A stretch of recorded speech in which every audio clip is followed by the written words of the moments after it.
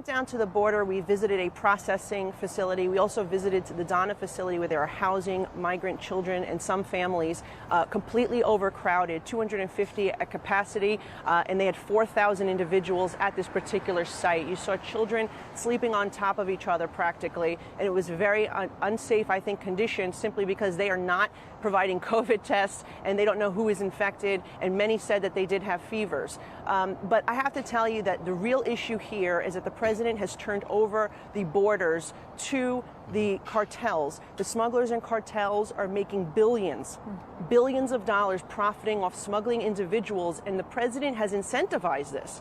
And he has reversed those policies put in place by President Trump that were working. There was an agreement with Guatemala, with Mexico, with Honduras, and they were stemming the flow of the illegal migration. But now it's completely out of control, and at the current rate, we're talking about 175,000 individuals a month. I mean, by mid-July, in this year alone, there will be more people crossing our border illegally than reside in Joe Biden's home state of Delaware or the vice president's home city of San Francisco. Yeah, Congresswoman, when you talk about 175,000, they're saying 19,000 unaccompanied minors. That could be as high as 30,000 by some accounts. When you hear the president say things like he wants to revamp these border crossing areas and he wants to put more technology along the border, is he missing the big picture when you think the border wall is the centerpiece of all of that enforcement, and when you stop building the border wall and you watch these migrants come through, that's a significant problem?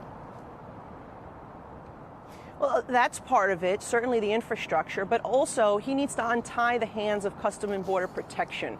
They cannot do their job. They don't have the resources right now because, and it's all part of a plan by the cartels. As they are sending hundreds of thousands of individuals, they're distracting the CBP, who are now processing asylum applications, which, by the way, less than 10% are actually legitimate claims. They are, babysitting the children at the migrant facilities.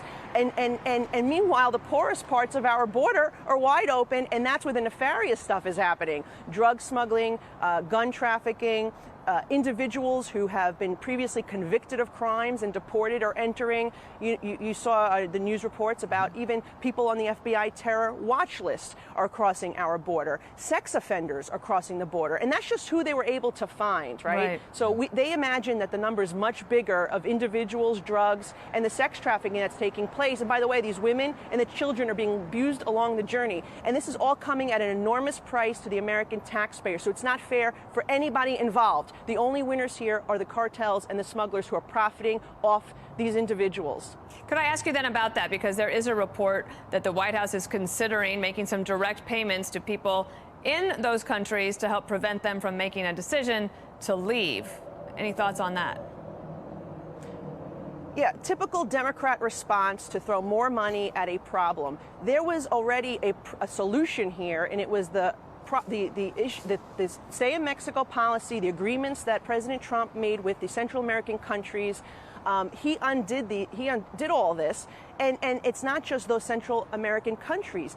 The facility we visited had individuals from over 60 countries represented. So this is a much larger criminal operation by the cartels that President Biden has incentivized, and he can simply fix it today by undoing those executive orders. And then, look, we can work toward common sense policies for immigration to streamline and modernize the system, but it has to have entry-exit visa tracking, e-verify. You have to give the CBP the tools they need to do their job.